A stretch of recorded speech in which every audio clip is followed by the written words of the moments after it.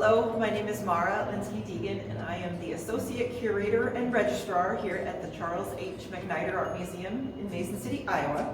And today we're going to talk a little bit about critical thinking questions. Now, that is a big chunk of words right there, but what it really means is we are going to talk a little bit more about looking at something a little bit more closely. That's pretty much what critical thinking questions help everybody do, is to look at something more closely and to really figure out what you're looking at. So the first thing we're going to do, though, is talk about what is a critical thinking question. And just like I said, it's a question that helps you learn more about something. Now, because we're an art museum, we're going to talk about critical thinking questions and how they help you learn more about art. So we're going to start off with some kind of easy ones, and what these are going to do is help you learn more than just the basics. And what I mean by basics is, if you look at this piece right here, the basics would be who painted it, what it is, it's painting, and also what it's titled. This one's titled The Watcher. Where, I'm not sure where it was painted, but it looks like indoors. When, I can tell right here from the label that it was painted in 1947. So those are the basic questions: who, what, where, and when. Usually when you're walking around a museum, or even when you're writing a story, those are the big things you want to answer: who, what, when, and where. But there's one more question that people like to ask, and that's where critical thinking questions come in, and that's why. So when you're talking about critical thinking questions, these are not going to be yes or no questions. A yes or no question right here, if we're looking at this piece, would be like, is there a door in this piece? And you'd say yes. Is the wall green? Yes. So those are really basic questions. We want to get beyond that. We might want to say, there's a door in this piece right here. Why do you think the artist put a door here and a door there? Why do you think the artist had that door be open and this door be pretty much closed? Why do you think the walls are kind of a dark green? Why aren't they yellow? So critical thinking questions get beyond the basics and help you learn more about a piece. So here at the McNider Art Museum, we really like to talk about critical thinking questions, and we really like to use them anytime people are in the galleries. But not everybody knows what critical thinking questions are or which ones to ask. So we have this handy dandy sign on the wall that can get you started. So we today are going to start with these questions, and they're great critical thinking questions. So the first thing we're going to ask is, what's going on in this picture? So we're going to look at this piece right here, and we're going to ask what's going on. Ask what's going on. You can't answer that with yes or no. You have to answer that with more things. So let's take a look, and I want you to think about what you think is going on in this piece right here.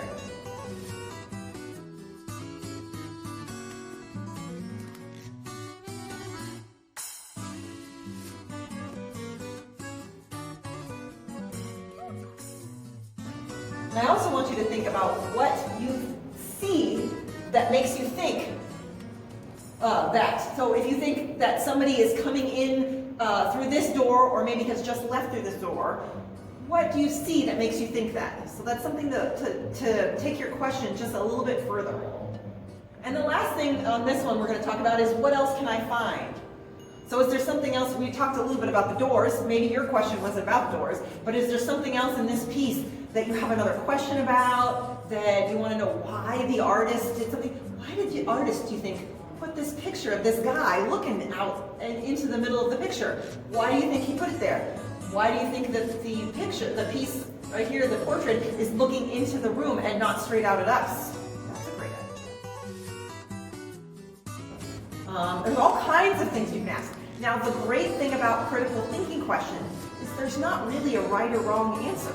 I might think that this person's looking into the room because they're looking for somebody, but you might think they're looking into the room because they're sad about something. He looks kind of sad, maybe. But even though you think something different than me, we both still have ideas, and neither one are wrong, which I think is pretty cool.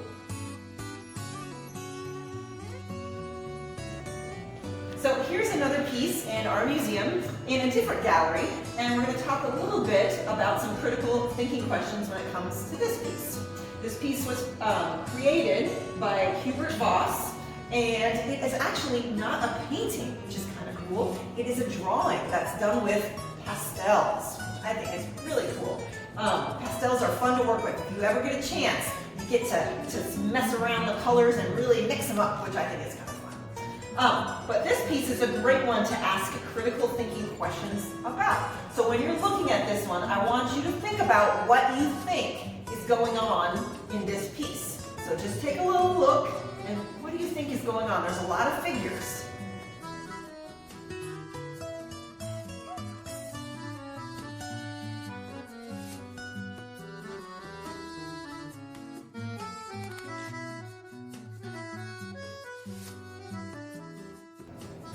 So I think this is a great example of the fact that you can decide what you think is going on without any extra information, and that's great. But sometimes it is good to have some basics in there too. The one basic that is really kind of helpful for this piece, if you really want to figure out what's going on, is the title of this piece. Hubert Voss made this piece in 1889, and it's called The Knitting Room. So when you hear the title of this piece is called The Knitting Room, sometimes that kind of helps you with your critical thinking questions of, oh, what do you think is going on? Well, maybe it's a bunch of women getting together and knitting. So that's kind of an example of how basic information can help you. But we always like to add on to that basic information. So if we know it's called the knitting room, when you're looking at this, what clues give you or come to you to help you think that maybe they're knitting? So take another quick look and see, does it really look like they're knitting? Do they have yarn? Do they have thread? Do they have knitting needles? Some of them might. So really get in there and look closely.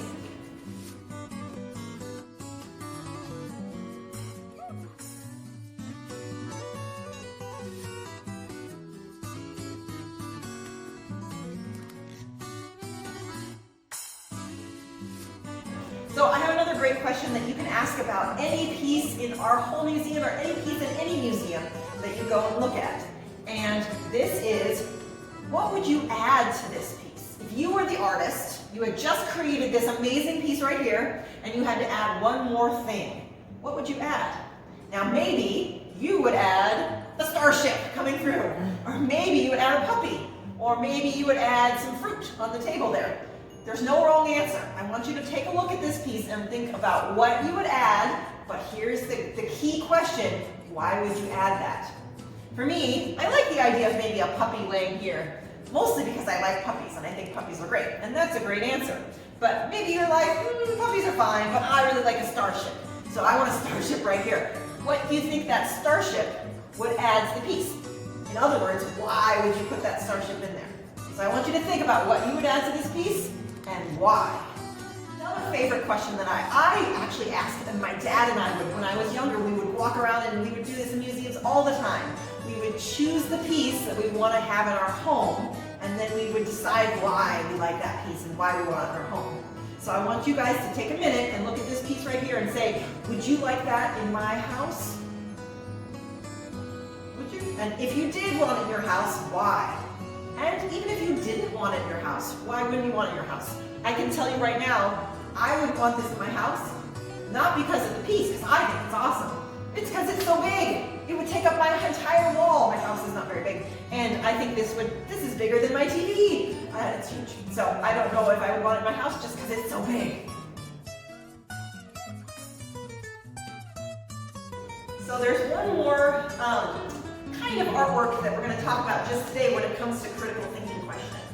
The two pieces that we've talked about so far are representational. And what that means is that they look like things in real life, in life that you see around you. Remember, the first one we looked at was a room with some doors in it. Looks like a room that could be anywhere in anybody's house. The second one we looked at was that knitting room with the women sitting at the table, knitting and doing stuff and maybe talking. And that's something that you could see every day. You could walk into a room and see those ladies knitting. Now, this one is not representational. It's what we like to call abstract. And what that basically means is that it doesn't look like something that you maybe see in real life. we'll talk about that in just a second. But it doesn't look like a photograph, or like something you'd see out the window, or like something you'd see when you walked into a room. It looks like shapes and colors, but they don't come together to make a picture, like a photographic picture, if that makes sense. So, can we use critical thinking questions when it comes to abstract pieces? And the answer is yes. We just have to change a little bit of how we ask questions about this piece. This, instead of asking, what do you think is going on? Because there might not be anything going on.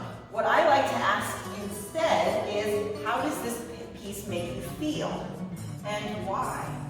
Now, I can give you my answer, which is, I like this piece, and I think it makes me kind of feel happy. And I think that's because the artist, whose name is Jordan Davies, used a lot of bright colors. And it looks almost to me like confetti, or something that would be thrown at a birthday party, or a baby shower, or something that's really happy. So it makes me think, oh, happy. Now for you, you might think this looks like something totally different. You might think it looks like amoebas, or something really weird. And you might think, oh, I don't like that at all. That's fine if you don't like that, or that it makes you feel something sad, or if it makes you feel happy. That's up to you, but you always have to answer the question of why. What to do when I'm looking at abstract pieces is to think, well, I know it's abstract. That means it doesn't always look like a photograph or something in real life, but it might remind me of something. I told you before, to me, this reminds me a little bit of party streamers. And so when I look at it, that's kind of what my brain tells me I'm seeing. Even if it's not exactly what the artist, Jordan Davies, was trying to create here, maybe they were trying to create just different kinds of color or different kinds of shapes. To me, my brain says party streamers, and so that's why this one makes me feel happy. Now for you, you might see something, like I said, totally different. So I want you to take a look at this and see if it reminds you of something that you'd see in everyday life.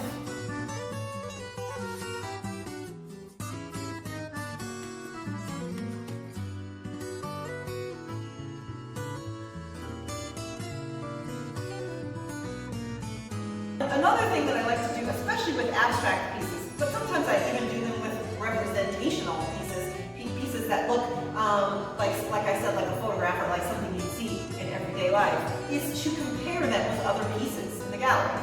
So, and that's a good way to say, to get your ideas about why you like something and why you don't like something. So I'm looking at this piece, and so sometimes what I like to do is say, do I like this piece better or worse than the piece next to it? So we're going to look at the piece next to it, which is right here. And I know what I think, but I want you guys to think about if you like this piece that we first looked at better or worse than this piece. And again, you have to ask that critical question of why. If you like this piece better, why do you like this piece better than this piece? If you don't, why do you like this piece better? What is it about this piece that makes you go, ah, that's better, I like that. I like it much better. So think about why, and then say it out loud. That really helps you get to thinking what you're thinking.